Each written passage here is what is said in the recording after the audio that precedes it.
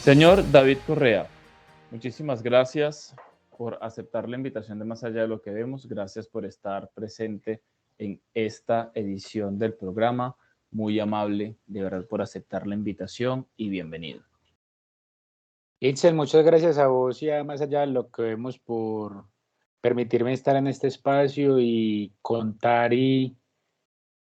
acerca de lo que venimos haciendo con mucho ahínco desde hace muchos años, hombre. David, es un tema muy importante, no solo pues para mí, sino para el programa, porque estamos hablando, o vamos a hablar, mejor dicho, de lo que es la innovación social y sobre todo lo que es la innovación social en Colombia y en Medellín. Entonces, contextualicemos un poco a las personas que se van a conectar con esta entrevista y explícanos primero qué es la innovación social. Pues bueno, Itzel, te cuento, mira, para definir innovación social como tal, pues podríamos tomarnos este programa y muchísimos más. Pero para ir acorde al programa y a la gente que nos ve y nos oye, es importante tener en cuenta la innovación social desde la idea que se tiene en Colombia, que es innovación social, ¿cierto? Entonces, innovación social en Colombia, primero es un fenómeno o es un movimiento o es una forma de abordar el desarrollo endógeno, comunitario, social, etnográfico, todos los adjetivos y calificativos que podamos anteponer a innovación social, pero lo más importante es que la innovación social busca como tal maximizar el uso de todo tipo de recursos disponibles para el mejoramiento de las condiciones de vida de las personas, que por una u otra razón las medidas actuales o las políticas públicas actuales, que podríamos ahondar un poco después de un poco en ello después, no están encaminadas a maximizar el uso de todo tipo de recursos y se enfocan mucho en un tipo de recursos que únicamente es el monetario, que es el más importante pero no el único, y que ese recurso sin los otros más se vuelve un recurso inoficioso, un recurso que verdaderamente no tiene el retorno esperado a nivel social, no solo para aumentar los niveles de gobernanza, sino también de gobernabilidad, Itzel. Entonces, para mí innovación social es traer metodologías disruptivas nuevas de otros territorios y adaptarlas de manera local, algo que ahora mucha gente llama glocalización,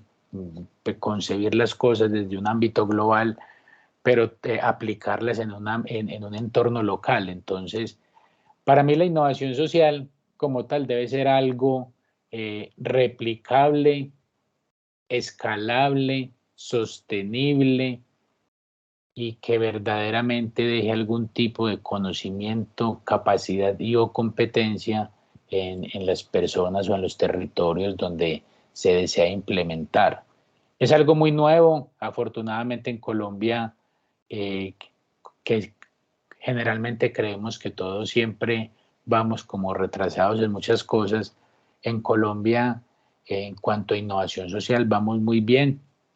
Se trabaja en diferentes niveles, en diferentes regiones del país, pero podría ser mucho más lento de lo que realmente creeríamos, y creemos que en este último tiempo pues, se ha trabajado fuertemente. De hecho, pues, el 8 de julio de este año se aprueba todos los requerimientos y toda la ley y toda la propuesta de ley para instaurar la ley de emprendimiento social en Colombia, la cual incluye pues como todo este tipo de definiciones exactas para la gente que nos ve, que si ustedes entran a este documento marco del Congreso de la República de Colombia, van a encontrar todas esas definiciones puntuales desescaladas al contexto nacional colombiano. Entonces, son definiciones muy propias, muy nuestras, y yo creo que todas las personas que nos ven, el día que vayan a trabajar con este tipo pues, de información o con este tipo de metodologías referentes a innovación social, emprendimiento social, capital social, valor compartido y todo este tipo de definiciones que vinculan a la ley de emprendimiento social en Colombia, yo creo que deberían ser bien útiles. Sabemos que, porque lo explicaste ya, que la idea de la innovación social, digamos que es dirigirlo directamente a la solución de alguna problemática. Y la idea, pues, es que sea escalable, sea trascendible, pero ¿qué tipo de problemáticas realmente crees tú que se deba trabajar para crear un proyecto que realmente sea escalable, que realmente se pueda duplicar en otras localidades? Porque pues problemáticas tenemos muchas en este lado del mundo, o mejor dicho, en el mundo como tal. Pero ¿cuál crees tú que sea como una de las más importantes que haya para crear un proyecto que realmente sea escalable? Itzel, muy interesante la pregunta y muy profunda a la vez también, porque para mí lo que verdaderamente debemos encontrar y debemos cambiar es para que todo este tipo de proyectos que fomentan la innovación social, que propenden por la innovación social, eh, lleguen a buen puerto.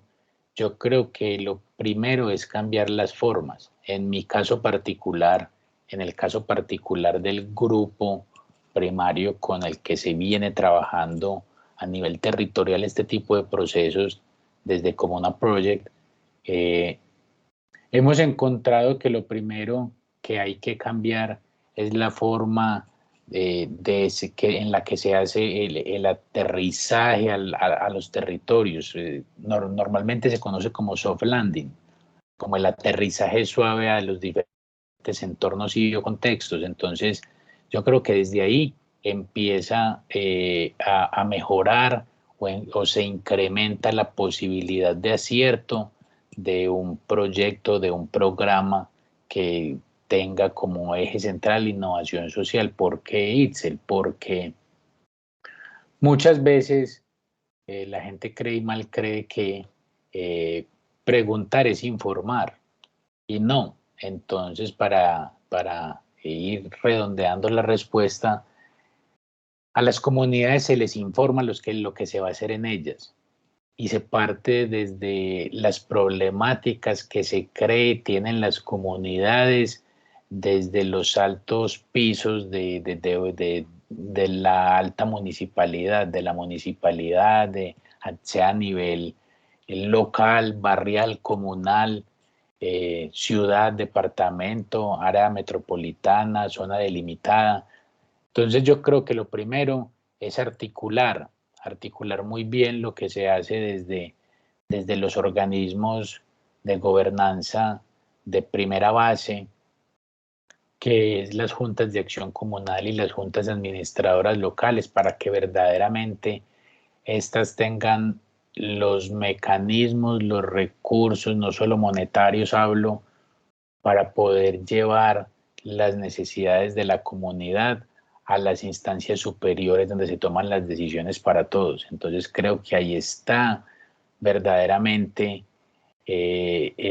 la génesis de un proceso como estos. ¿Por qué?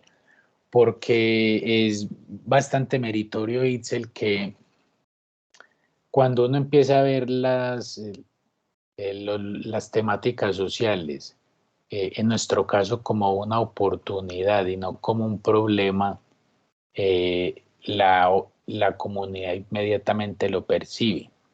Entonces, cuando vos en vez de mitigar o de amainar una problemática, pues lo que buscas es potenciar una capacidad o una competencia, yo creo que la disposición de ese beneficiario, usuario final de un programa que tenga la innovación social, muy adentro, creo que se van a maximizar el uso de todo tipo de recursos disponibles, que era lo que te planteaba desde la definición inicial de innovación social, ¿cierto?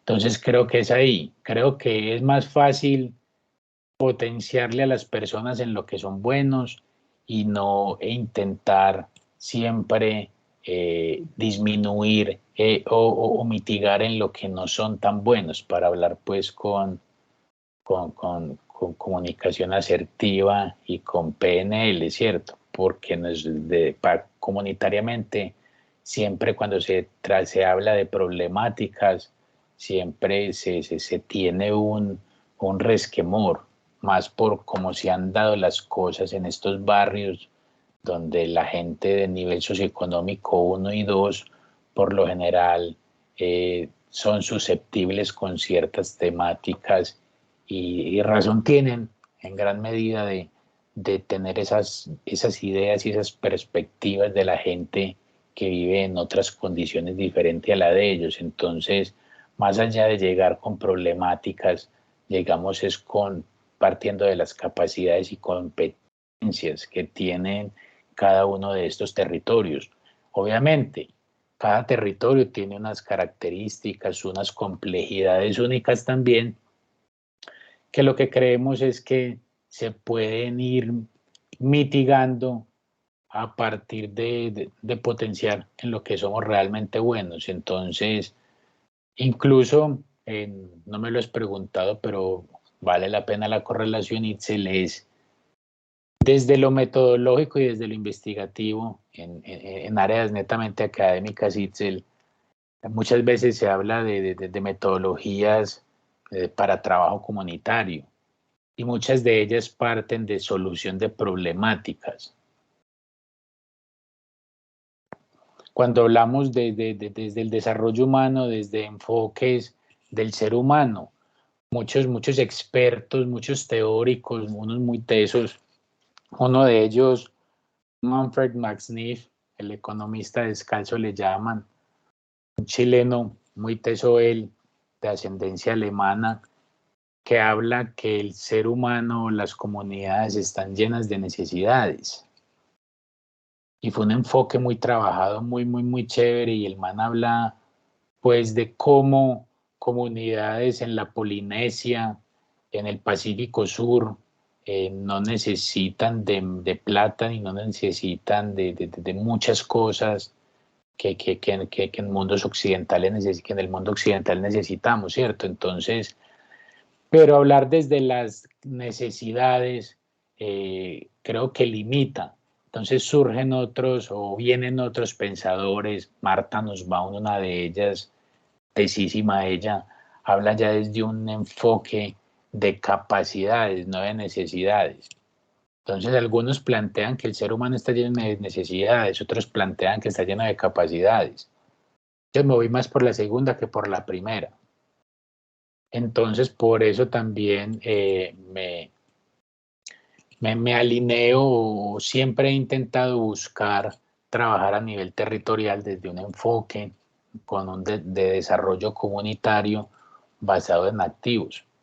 Entonces eso es como lo más importante, ver siempre como el vaso medio lleno, y como decís vos, en este lado del mundo, creería yo que en todo el mundo, dependiendo de los contextos en los que nos desenvolvamos, siempre problemáticas habrán.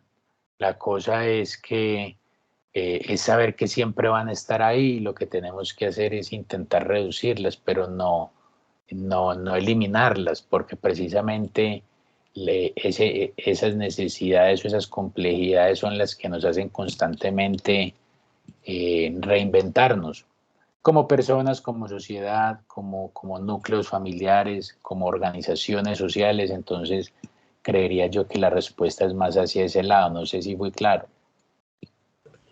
Claro, sí, obvio. Sí fuiste lo suficientemente claro. Y por eso quiero aprovechar para que como docente también, que eres en distintos aspectos, porque desde el trabajo social, desde el trabajo comunitario, estás dentro de las juntas de acción comunal también dando clases, no solo pues hablando de estos temas de innovación social constantemente, sino también las clases de inglés, haces muchas cosas dentro de lo que son las comunidades de Medellín. Vienes desarrollando pues esas actividades desde hace mucho rato. Entonces quiero hacer una pregunta muy puntual y es, dentro del contexto colombiano o dentro del contexto de Medellín, como te sea más fácil poder responder la pregunta, en temas de innovación social, ¿quién lo trabaja más? ¿La empresa pública, la empresa privada, las entidades sin ánimos de lucro, fundaciones? ¿Quiénes actualmente hoy en Colombia tienen, digamos que el bastión de lo que es el trabajo de innovación social? Pues Ixel, excelente pregunta y compleja a la vez, porque creería yo que con la nueva política de emprendimiento social en Colombia, que salió hace un mesecito, el 8 de julio de este año, pues creeríamos que Colombia, al tener una política de emprendimiento social, ya estaría pues como dentro de los estándares de otros países. Y no, nos falta todavía un poquito, pero aunque haya dicho esto, no quiere decir que vayamos muy adelante frente a otras regiones y frente a otros territorios. ¿A mí qué me parece? Me parece que Colombia, primero Colombia es un país de regiones. Colombia es un país de diferentes regiones y es un país de ciudades. A diferencia de muchos otros países en Latinoamérica que tienen la gran mayoría de la población en su capital y ya, y las ciudades, el resto de ciudades son ciudades muy poco pobladas o muy pocas superan 2 o 3 millones de habitantes.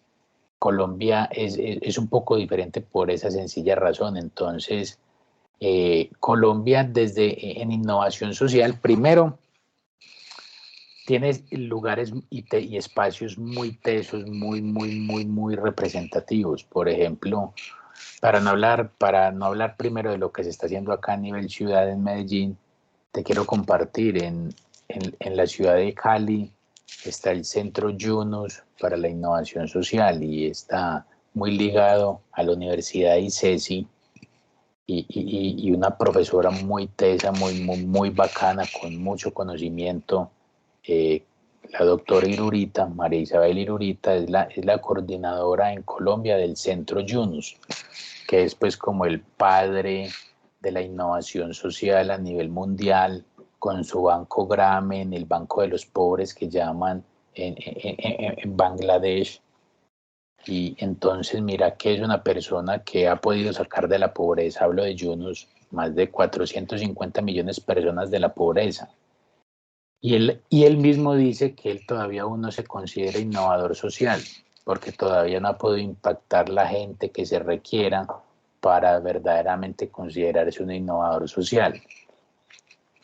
Entonces ahí es donde uno empieza a cuestionarse y a replantear muchas cosas. Si este señor, Mohamed Yunus, no premio Nobel, plantea esto y ha podido mover socialmente a más de 400, ya por ahí 600 millones de personas a la fecha, pues imagínate nosotros, que apenas estamos en ese proceso como de incubación y de aceleración de todo este fenómeno tan lindo que es la innovación social en Colombia. Entonces acá, en el Valle del Cauca, se trabaja súper bien, pero a nivel universitario.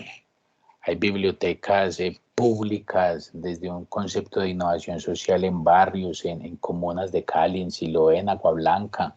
O sea que se hacen muchas cosas allá también.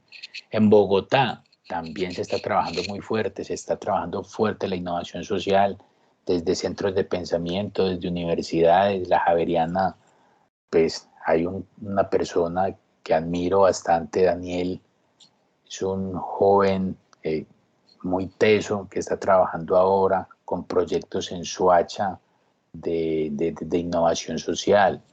Hay mucha gente en Medellín, te hablo de Medellín. Medellín hasta la fecha ha sido uno de los nodos o ecosistemas de innovación social que hay en el país, uno de los tantos ecosistemas de innovación social que ha estado bien articulado, ha estado muy bien articulado Y hay redes también como la red RICES, que es la red de innovación social de la educación superior. Entonces es una red donde muchas universidades de acá de Medellín, UPB, Universidad de Medellín, UDA, muchas universidades, muchas instituciones de educación superior acá en Medellín hacen parte de esa red. Entonces, ¿qué te cuento, Itzel? Desde lo académico sí se ha venido trabajando mucho, desde esa hélice académica, universitaria, de investigación formativa, académica y real, se ha trabajado mucho innovación social. Y como te venía planteando, siempre se ha articulado la innovación social, siempre se ha hablado de innovación social, pero muy en los entornos académicos universitarios. Ahora, ¿qué ha pasado ya? Ahora las universidades e instituciones de educación superior a la hora de buscar sus acreditaciones, sus registros calificados y todas estas certificaciones que como instituciones educativas requieren para asegurar la credibilidad de sus procesos y todo eso y todo lo que vienen haciendo, todas están ya vinculando innovación social como eje central y o transversal de sus programas y sus facultades. Entonces, eso es muy importante. En lo público, Itzel, en lo público aún, pues en Medellín se viene trabajando muy bien. Acá hay que ser muy claros en algo. En mi opinión, en Medellín, a pesar de tener siempre algunos contratiempos frente a la política actual, creemos que Medellín es un ejemplo porque hasta hace muy poco todo lo que se venía haciendo se hacía de manera articulada y se trabajaba muy de la mano desde lo público, desde lo privado y desde lo académico. Esa triple hélice siempre de trabajo conjunto en Medellín se ha trabajado muy bien. Entonces, a la fecha, entendemos que ya todos, absolutamente todo plan de desarrollo barrial, municipal, departamental o nacional debe incluir temáticas de innovación social, de construcción de capital social dentro de su parte a aplicar, ¿cierto? En cada territorio. Entonces acá en Medellín eso ha sido muy, muy, muy chévere porque independientemente de la línea que se tenga desde lo público, desde la municipalidad, hay procesos que siempre se mantienen y continúan en el tiempo que maximizan el uso de un montón de recursos, no solo monetarios, activos socioculturales, capital humano, capital del conocimiento, muchas cosas que vienen trabajando muy bonito de manera articulada, que lo que ha permitido es que tener a Medellín, tener esta ciudad, tener el Valle de Aburrá como un referente a nivel nacional de articulación en temáticas de innovación social, de emprendimiento social. Por eso acá existen espacios como Ruta N, que fue concebido para esto. Por eso acá están todos estos centros del Valle del Software. Por eso están todos los CDs, centros de emprendimiento zonal. Entonces es algo que se ha venido haciendo desde hace mucho tiempo, que se le está apuntando actualmente también. Y uno ve que hay programas desde lo público que cumplen y que vinculan. Entonces, vemos que ahora es muy fuerte todo el trabajo que se viene haciendo desde secretarías como Participación Ciudadana, que viene siendo un trabajo muy, muy, muy bien hecho, trabajando con las comunidades, con esos líderes comunitarios de base, que son los que verdaderamente tienen recordación y réplica de lo que se articula desde lo municipal. Entonces, creo que ahí venimos haciendo absolutamente todo muy bien. También sabiendo que hay muchas cosas por mejorar y por articular mucho mejor, que muchas veces no se nos puede olvidar ese engranaje que es la academia, la política pública, el sector público y también la empresa privada. Porque mira que hasta el momento apenas vengo a vincular la empresa privada o el sector privado a todos los procesos de innovación social. Entonces, es claro que a la fecha la empresa privada, por lo menos en este contexto del Valle de Aburrá, ha sido un soporte y un aliado impresionante en procesos y proyectos de innovación social en comunidades de base, porque foros, simposios, conversatorios entre lo académico, lo público y lo privado siempre se han tenido y siempre han habido espacios para ello. Pero ya de poderlo transmitir y contar con comunidades de base ha sido ya pues como otro cantar. Y verdaderamente desde la política y desde el legislativo a nivel Congreso, pues sí, muchas de estas empresas privadas, precisamente por todo ese fenómeno y todo ese boom de organizaciones sociales que ha tenido el país, precisamente para canalizar recursos de cooperación internacional y ayudar gente que verdaderamente lo necesita, pues el gobierno o el Estado eh, se puso más estricto con la normatividad y con los requerimientos para verdaderamente ser una fundación que pueda brindar o que pueda ofrecer algún tipo de beneficio tributario o fiscal. Entonces, muchas de estas empresas que antes apoyaban fundaciones sin ánimo de lucro, NGOs, como les llaman, empezaron a tener sus propias fundaciones porque se empezaron a dar cuenta que las fundaciones normales, no todas, muy poquitas, no hacían las cosas como se debían hacer y todos los recursos disponibles, no solo monetarios, se iban como eh, limitándose y iban perdiendo esa capacidad de transformación que antes tenían, para decirlo así pues como bonito, por ese desvanecimiento de todo lo que hay posible.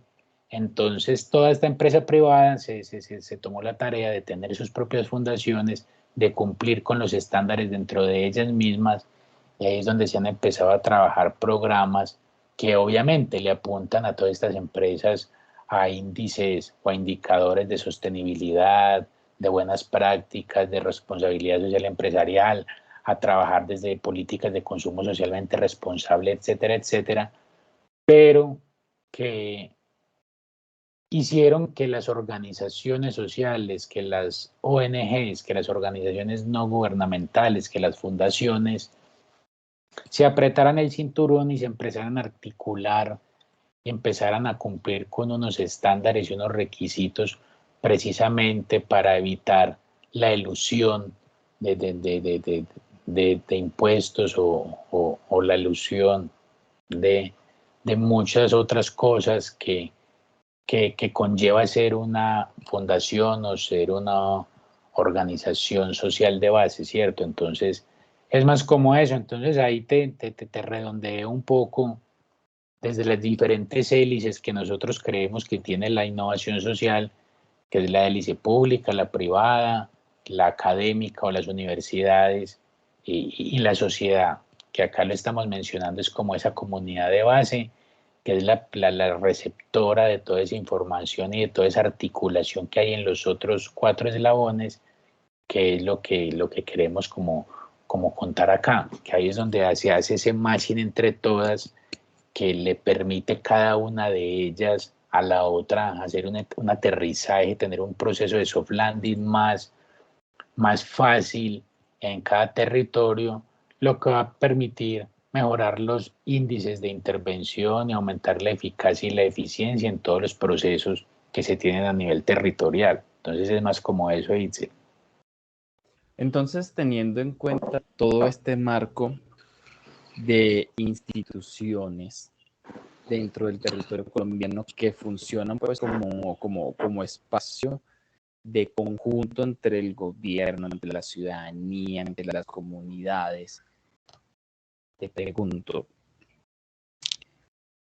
¿cómo esto va de la mano con todo lo que son los objetivos del desarrollo sostenible dentro del territorio colombiano?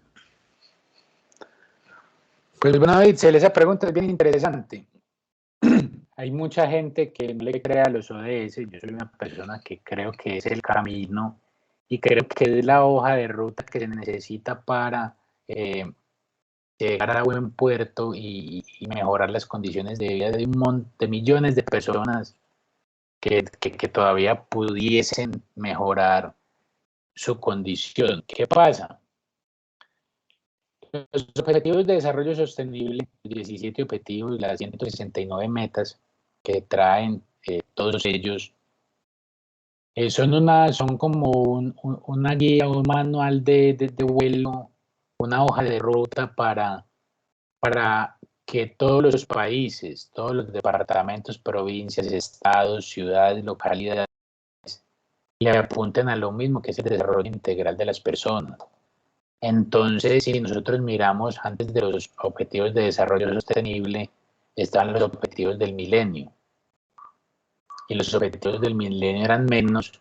En los objetivos de desarrollo sostenible se hizo una mejora y se vincularon y se desglosaron algunos de esos ODM y se convirtieron en ODS. Entonces, creo que hay un proceso chévere ahora que cada uno de esos objetivos de desarrollo sostenible tiene unas metas.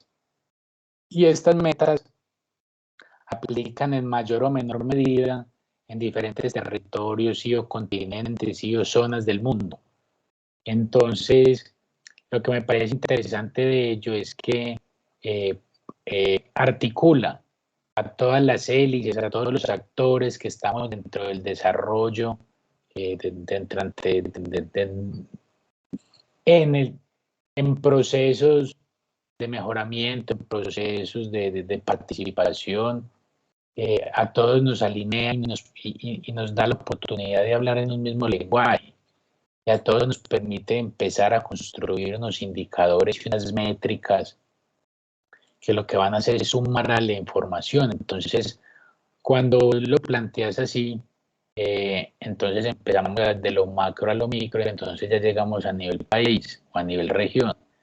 Resulta que el PNUD tiene un manual en donde todos estos ODS que se desarrollan pues, o se construyen en el marco de Naciones Unidas, el PNUD tiene un manual de estos mismos ODS construido por esa misma organización que es la ONU, genera una guía para países de Latinoamérica de cómo implementar o cómo entender esta guía de 17 objetivos y 169 metas desescalada al contexto latinoamericano. Entonces ahí es donde toma un matiz distinto, porque si vamos a hablar de eso, para poner un ejemplo corto para la gente que está con nosotros, es muy diferente hablar de problemas de nutrición o de desnutrición o de malnutrición en Colombia, en Bogotá, Medellín, Cali, en ciudades, a hablarlo en pueblos aislados de África. Entonces, lo que para nosotros sería acá problemas de malnutrición, en África serían problemas de desnutrición. Entonces, si ustedes se dan cuenta ahí, pues las condiciones y las hambrunas o la falta de alimentos es diferente en América Latina que en África. Entonces son problemas que hay que abordar de manera distinta. Cierto, la salud mental, así no lo crean, pues los países latinoamericanos, de la África subsahariana, del sudeste asiático, que son los países donde más problemáticas sociales hay, donde menos recursos hay y donde más se atropella la calidad de vida de las personas, es donde menos apoyo psicosocial se necesita o mejor salud mental hay, que en países desarrollados donde no hay ni hambre, ni sueño, ni problemas educativos, que es donde verdaderamente se necesita una intervención mayor desde el acompañamiento psicosocial. Entonces, mira que cada, convirtiendo cada continente en un mundo, cada subregión en un mundo, todos estos ODS empiezan a tener un valor diferente y empiezan a tomar preponderancia, métricas diferentes. Entonces, lo que en un país puede ser, en países de África o del sudeste asiático, puede ser acabar con el analfabetismo. Acá en Latinoamérica es otro cuento, desde lo urbano y desde lo rural. Entonces, ya en muchos territorios a nivel mundial se habla de alfabetización digital y está dentro de los ODS la alfabetización digital y las TICs, pero eso aplica en contextos, en subregiones donde ya el analfabetismo de leer y escribir ya está superado, pero nosotros acá tenemos regiones rurales. Incluso cuando trabajamos en territorios, en ciudades, sabemos que hay adultos mayores o personas que todavía no leen ni escriben. Entonces vemos que fenómenos que en otros territorios están más marcados, en estos territorios no tanto, y así es de manera contraria. Entonces, en otros lugares donde se habla del agua, de cómo cuidar el agua como recurso máximo y cómo cuidar esto, nosotros sabemos que en el trópico donde abunda el agua, esto es casi que impensado y son metas que se miran por encima del hombro porque acá tenemos el agua como un recurso casi que ilimitado, que no lo es. Entonces, si miramos en zonas desérticas eso, pues ya cambia, o en zonas insulares ya cambia. Entonces, mira que es como una hoja de ruta muy grande todo esto ODS que se va adaptando a cada contexto, a cada macro territorio o a cada polígono de acción INICSE. No sé si fui claro en la respuesta, un poco extensa, sí. Y ahora con toda esta explicación que nos acabas de dar, como innovador social, con su grupo de trabajo, con toda la experiencia que usted ya tiene y lo que viene desarrollando ya desde hace unos cuantos años, porfa, descríbanos un poco los espacios de participación y de experimentación que actualmente ustedes manejan dentro de la ciudad de Medellín.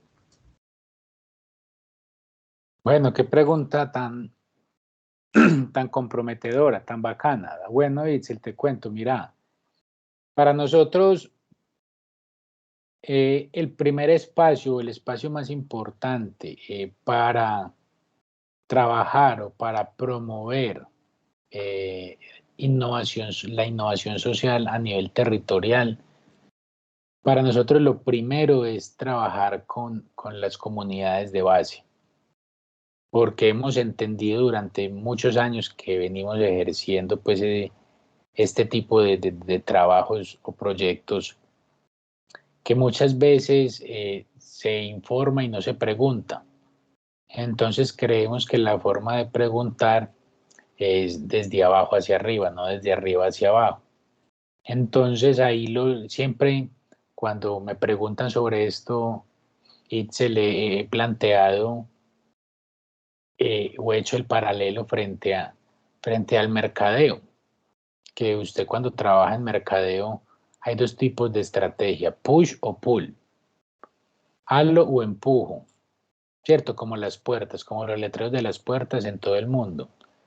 ¿Y cuál es la diferencia de esto? Una cosa es yo llegarle al cliente y otra cosa es que el cliente me busque. Eso funciona en mercadeo.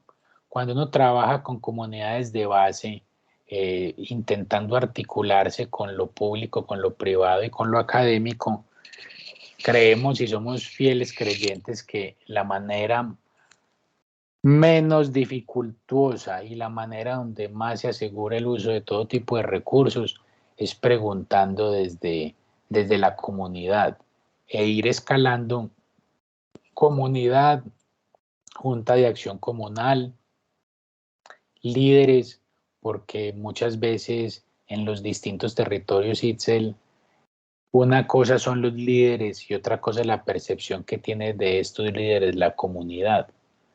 Entonces es ahí donde se vuelve importante estar en la capacidad de tener esa lectura a nivel territorial cuando se llega a las personas, cuando se hace el ejercicio puerta a puerta. Y creería yo que para todo esto uno lo que debe hacer siempre es yo no lo llamaría empatía, yo lo llamaría, o empatía sociocultural, no, yo lo llamaría ponerse en los zapatos del otro, porque para mí empatía es otra cosa. Entonces, cuando uno entiende y conoce las dinámicas barriales de las comunidades de base, usted entiende que hay eslabones que no están bien soldados o bien unidos para que verdaderamente se pueda hacer lo que se anhela hacer desde lo público y desde lo privado con comunidades de base. Y yo creo que lo primero allí, Itzel, es la confianza, la construcción de confianza. En mi caso particular, he aprendido bastante en la construcción de confianza cuando hacía trabajo en comunidad desde la universidad y cómo era mi forma de llegar a esos territorios, y ahora que lo hago desde la comunidad o desde mi trabajo como tal, desde la organización en la que estoy, que es como una project, y cómo intervenimos y cómo llegamos a los territorios, siempre me he dado cuenta que todo se debe hacer con un tacto y sin jugar y sin aprovechar las necesidades o los sueños que tienen las comunidades de base con todo lo que usted pueda llegar a ofrecerles. Porque muchas veces, entendiendo también las dinámicas económicas de las organizaciones y de lo público, que muchas veces los procesos se interrumpen no por las personas que van a trabajarlos o a ejecutarlos en territorio, sino que son decisiones que se toman desde muy altas esferas que interrumpen procesos de trabajo territorial que a la comunidad de base golpea mucho. Entonces muchas veces se interrumpen procesos desde lo académico, se dejan investigaciones porque cambiaron de la línea de investigación de la universidad y se deja una investigación botada, por ejemplo, o algo que se iba a hacer a 3 años, solo se hace la parte de levantamiento de información, que era 1 año. Pero para ese levantamiento de información utilizaste a la comunidad o trabajaste con la comunidad 6 meses y ellos quedan esperando un resultado, quieren y anhelan que vuelvan y les socialicen lo que se encontró, pero ya no hay forma porque ya la línea investigativa de la universidad cambió. También pasa con ONGs o con fundaciones cuando se acaban los recursos que proveen los organismos supranacionales o organizaciones internacionales, entonces se acaba el recurso, entonces el proyecto queda mucho. Y muchas veces la comunidad lo entiende, mas no lo comparte y se siente utilizada, y lo que hace eso es poner el camino un poco más difícil para organizaciones, empresas o entidades públicas que quieran llegar después, porque se ha destruido esa confianza que se había generado, y recuperar ese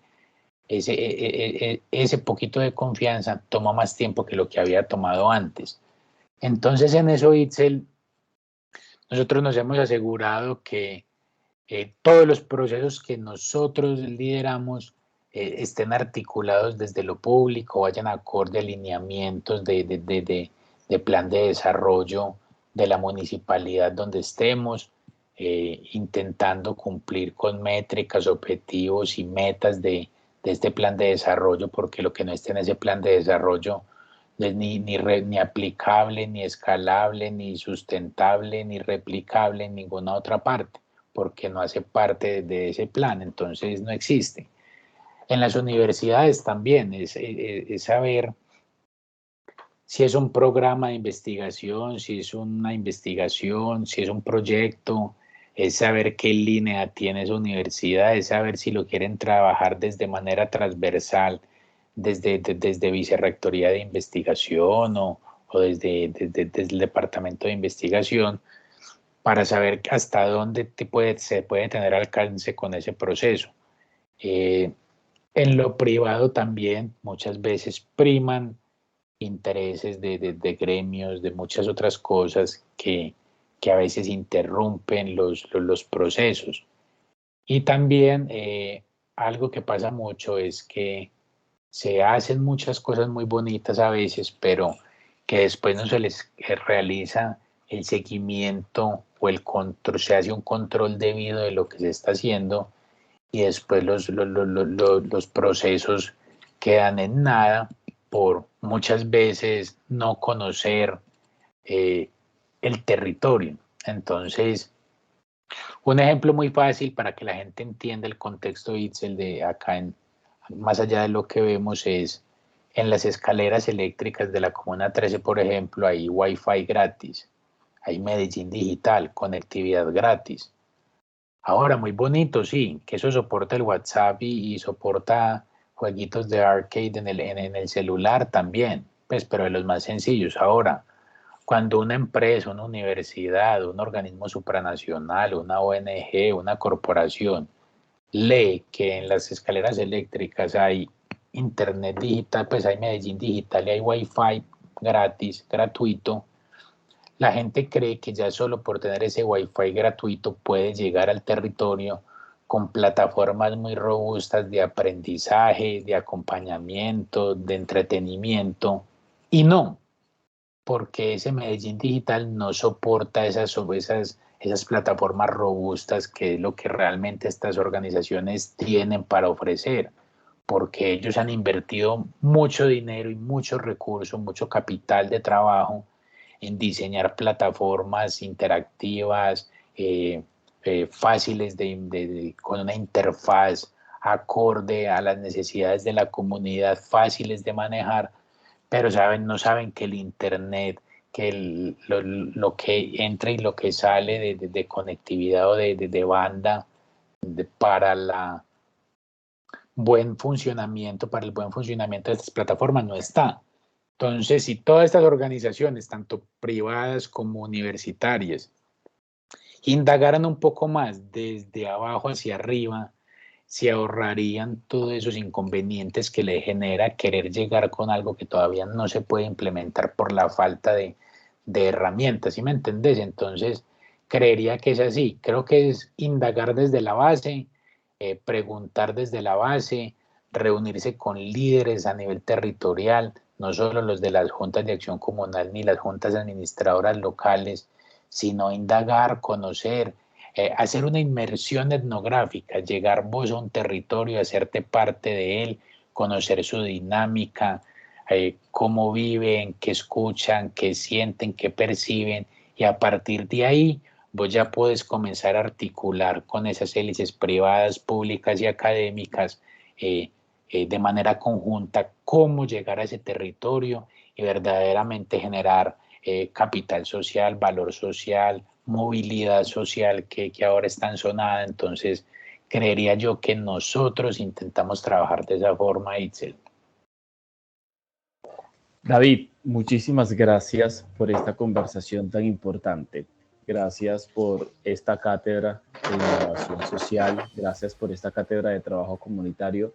Desde más allá de lo que vemos, te agradecemos enormemente por haber participado y cuando quiera este programa es suyo para que sigamos conversando de estos temas tan importantes. Muchas gracias.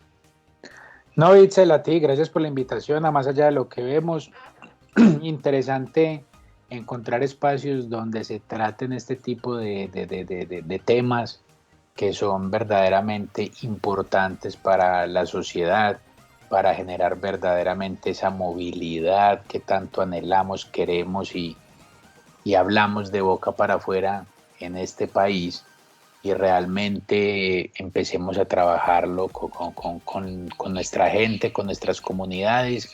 Y bueno, agradecerte por acá siempre a la orden para lo que necesites, cuando quieras participar en diferentes procesos, bienvenido y muchas gracias por tu invitación. Y bueno, a la gente que nos ve también, muchas gracias por interesarse por este tipo de espacios donde se tratan temáticas de sociedad. Eso es lo más importante y bueno, siempre atento a lo que siga, es más allá de lo que vemos, Ixel.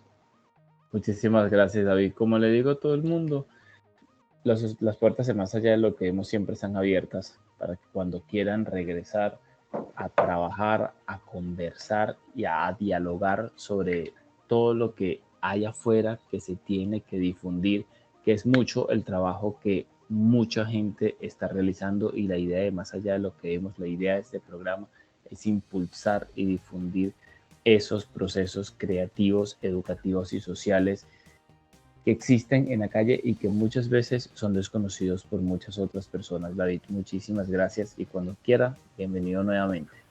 A ti, Ixel, muchísimas gracias. Un saludo para toda la gente que te ve, que te sigue, y bueno, un abrazo para todos. Feliz mañana.